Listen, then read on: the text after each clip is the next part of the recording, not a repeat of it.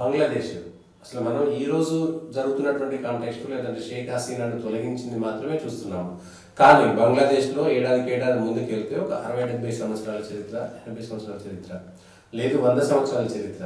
ఎట్లా మనం దాన్ని చూడవచ్చు, మన ప్రజలకు ఏం చెప్పవచ్చు? బంగ్లాదేశ్ చరిత్ర మనం అర్థం చేసుకోవాలంటే 120 సంవత్సరాల ముందుకు వెళ్ళాలి. ఓకే. సో అక్కడ మనకి ఏంటంటే లార్డ్ కర్జన్ అనే వైస్రాయ్ ఎవరైతే ఉన్నారో బ్రిటిష్ పాలనలో ఆయన సమయంలో ఏంటంటే 3 విభాగాలు చేశారనమాట. East Bengal, west Bengal, Assam. Okay. ఇది వరకు మొత్తం కలిసే ఉండేవి అనమాట. అవి వాళ్ళు ఎందుకు చేశారంటే సరే వీళ్ళు మతంని విడదీయడం అప్పటి నుంచే స్టార్ట్ అయింది అనమాట.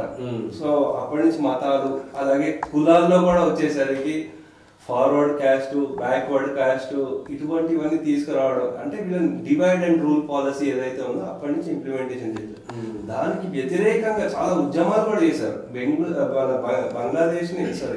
బెంగాల్ ని విభజించకూడదు అని చాలా ఉద్యమాలు జరిగాయి. అది జరుగుతూ వచ్చిన తర్వాత ముస్లిం లీగ్ ఏర్పడింది. ఇక్కడ మనకి దక్షిణంలో జస్టిస్ పార్టీ ఇవన్నీ అంటే చిన్న చిన్న వాళ్ళు అలా పెట్టి పోషించారు అన్నమాట. తర్వాత ఏమైందంటే అప్పుడు మనకి ఇంకా సరే ఇంకా విడిపోవాలని డెసిషన్కి వచ్చేసారు. ఏదో ఒక డెసిషన్ తీసేసుకోవాలి అనేది. అయితే 1946లో ఏమైందంటే ఈ ప్రాబ్లం ఇంకా సివియర్ అయిపోయింది అనమాట. ఇంకా డివైడ్ అయిపోవాలి, ముస్లిమ్స్ అందరికీ పాకిస్తాన్, మిగతాదంతా భారతదేశం ఇప్పుడు ఉండే ప్రజలకి అన్నది డెసిషన్ ఫిక్స్ అయిపోయారు. సో చాలా మంది అనుకుంటారు మన షేక్ హసీనా తండ్రి గారు ఎవరైతే ఉన్నారో ముజిబుర్ రెహమాన్ గారు, ఆయన చాలా మంచి వ్యక్తి, అన్ని మతాలని గౌరవిస్తారు అలా అనుకుంటారు. యాక్చువల్లీ డైరెక్ట్ యాక్షన్ డే జరిగింది ఏదైతే ఉందో 1946లో ఆయన చాలా ఇంపార్టెంట్ పాత్ర ఉంది. ఆ టైంలో బెంగాల్ సీఎం ఎవరైతే ఉన్నారో వాళ్ళతో ఈయన చేతులు కలిపి బ్యాక్ అండ్ ప్లానింగ్ అంతా చేసి కొన్ని వేల కుటుంబాలు చనిపోయాయి. అప్పుడు అది అయ్యింది అంటే అప్పుడు ఆయన సొంత ఆటోబయోగ్రఫీలో రాసుకున్నారు ఇలా తప్పులు జరిగాయి నా వైపు నుంచి కూడా. ఆ టైంలో ఏంటంటే మనకు ఇస్లాం దేశం కావాలి అన్నది ఒకటే మా మైండ్ లో ఉంది, మాకు ఇంకేం లేదు అన్న ఉద్దేశంతో ఆయన ముజిబుర్ రెహమాన్ గారు కూడా చాలా క్రియాశీల పాత్ర వహించారు అనమాట. ఈ విషయం మనకు బయటకి ఎక్కడ రాదు. అయితే దాని తర్వాత ఏమైంది, దేశ విభజన అయిపోయింది. పాకిస్తాన్ వైపు వచ్చేసరికి ఏమైంది, east Pakistan, west Pakistan. Actual చెప్పాలంటే ఇప్పుడు మన భాగ్యనగరం హైదరాబాద్ ఏదైతే ఉందో నిజాం పరిపాలన, దీన్ని సౌత్ పాకిస్తాన్ అనే ప్రపోజల్ ఉంది. సరే అది వేరే చర్చ అది. అయితే ఇక్కడ ఏంటంటే వాళ్ళ గవర్నమెంట్ ఏర్పడిన తర్వాత బెనజీర్ భుట్టో గారి తండ్రి గారి సహాయంలో ఎలక్షన్లు జరిగాయి పాకిస్తాన్. మొత్తం యునైటెడ్ అంటే వాళ్ళకి ఈస్ట్ పాకిస్తాన్, వెస్ట్ పాకిస్తాన్ లో జరిగింది అనమాట. జరిగితే ఏమైందంటే అక్కడ వీరు ఎవరైతే ఉన్నారో ఎక్కువ బంగ్లాదేశ్ లో వారికి ఎక్కువ మెజారిటీ వచ్చేసింది. ఈయన కంట్రోల్లోకి వెళ్దామని, ముజిబుర్ రెహమాన్ గారి కంట్రోల్లో వెళ్దామని వచ్చింది అనమాట. కానీ అక్కడ వచ్చేసరికి ఏమైందంటే వాళ్ళు ఒప్పుకోలేదు. అక్కడ వాళ్ళ ఆర్మీ ఎవరైతే ఉన్నారో వాళ్ళు భుట్టో వీళ్ళు ఒప్పుకోలేదు అనమాట. ఇక్కడ ముజిబుర్ రెహమాన్కి ఎక్కువ మెజారిటీ అంటే వీళ్ళ రిప్రజెంటేషన్ ఇంకా తొక్కేస్తున్నారు. అండ్ భారతదేశం నుంచి, బంగ్లాదేశ్ నుంచి, ఇక్కడ నుంచి వెళ్ళి అక్కడ ఉండేవాళ్ళు అసలు ముస్లిం గానే పరిగణించట్లేదు. అంటే నీచమైన జాతిగా, లేకపోతే మొహజ్జీర్ అని ఒక కామెంట్ చేయడం, ఇట్లా వాళ్ళకి అన్నింటిలో కూడా డిస్క్రిమినేషన్ జరిగింది తీవ్ర స్థాయిలో. అయితే మనం చూసుకుంటే అలా క్రమేపీ ఏమైందంటే యాక్చువల్ చెప్పాలంటే హిందువుల పలాయనం కూడా ఎవరైతే ఉండిపోయారు బంగ్లాదేశ్ లో దానికంటే 60s లోనే ఎక్కువ మంది అయిపోయారు. అక్కడి నుంచి ఇక్కడ వచ్చేయడం జరుగుతూ ఉండేది. మనకు కొన్ని ప్రాంతాలు ఉంటాయి, నార్త్ బెంగాల్ లో చూసుకుంటే అక్కడ మథువా ఇంకొన్ని కమ్యూనిటీలు ఉంటాయి. వాళ్ళందరూ ఇప్పుడు వచ్చేసారు ఎప్పుడో.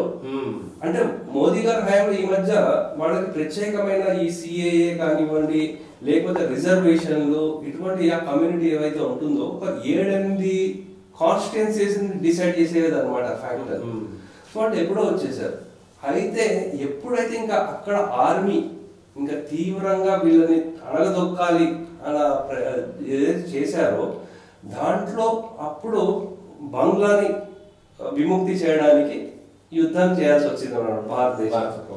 యాక్చువల్లీ ఇందిరాగాంధీ గారికి మాణిక్ షా గారికి చెప్పాలంటే జూలైలో డెసిషన్ తీసుకున్నారు ఆల్మోస్ట్, కానీ మీరు ఒప్పుకోలేదు మాణిక్ షా గారు. ఇందిరాగాంధీ గారి కోపం కూడా వచ్చింది, ఏంటి నేను చెప్తుంటే సివిల్ మీరు ఎందుకు ఒప్పుకోవట్లేదు అని.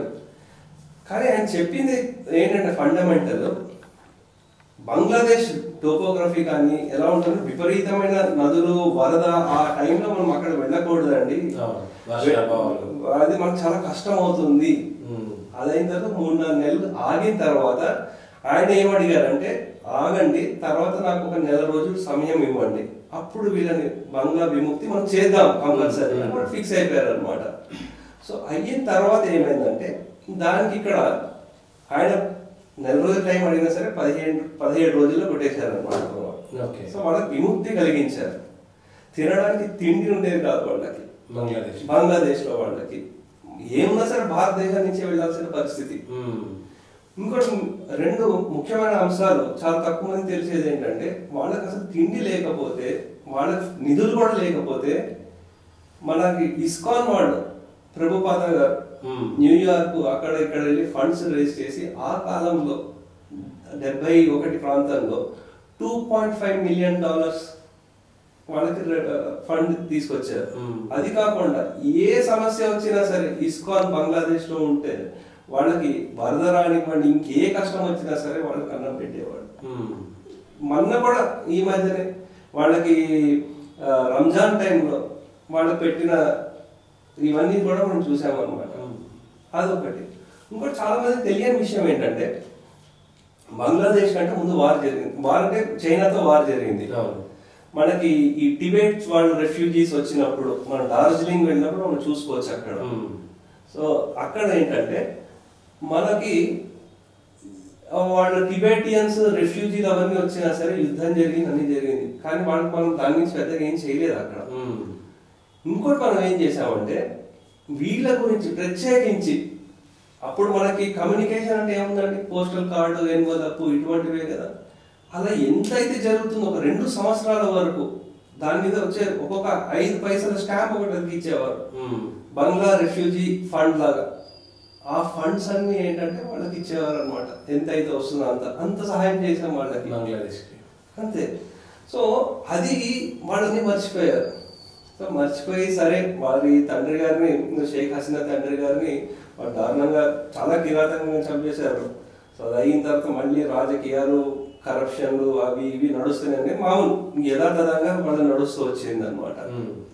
సో ఇక్కడ వరకు బంగ్లాదేశ్ నడుచుకుంటూ వచ్చింది. కానీ ఇంకో ఇంపార్టెంట్ ఏంటంటే, జమైతీ ఇస్లామీ అది అప్పుడు ఇప్పుడు ఎప్పుడు అది ఎప్పుడు పాకిస్తాన్ ఫేవరే అనమాట. అక్కడ ఉండేది మతతత్వ పార్టీ అది. అక్కడ వాళ్ళు కాకుండా 2 పార్టీలు, అవామీ లీగ్ ఎవరైతే ఉన్నారో, షేక్ హసీనా గారు బిఎన్పి నేషనల్ పార్టీ, ఇవి 2 పార్టీల మధ్య ఎప్పుడు పోరు ఉండేది. కానీ గత 2006-07 నుంచి అవామీ లీగ్ అన్ని ఎలక్షన్ నెక్కుంటూ వచ్చిందనమాట. సో అక్కడి నుంచి వారికి కంటిన్యూస్ అంటే కరప్షన్ ఛార్జీలు వచ్చాయి, ఎక్కడ చూసినా సరే ఇవి వస్తూనే ఉన్నాయి. అయినా కానీ పాపులర్ ఓట్ మాత్రం ఆవిడకి ఉంది.